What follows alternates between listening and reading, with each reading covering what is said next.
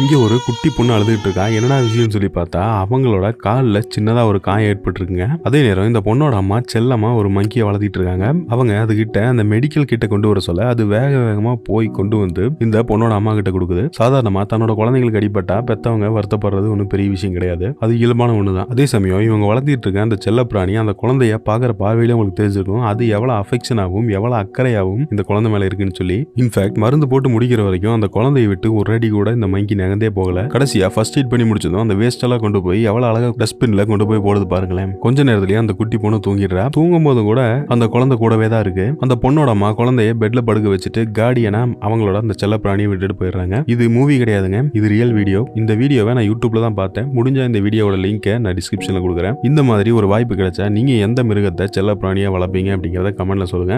இங்க ஒரு குட்டி பொண்ணு அழுதுகிட்டு இருக்கா. என்னடா விஷயம்னு சொல்லி பார்த்தா அவங்களோட கால்ல சின்னதா ஒரு காயம் ஏற்பட்டிருக்குங்க.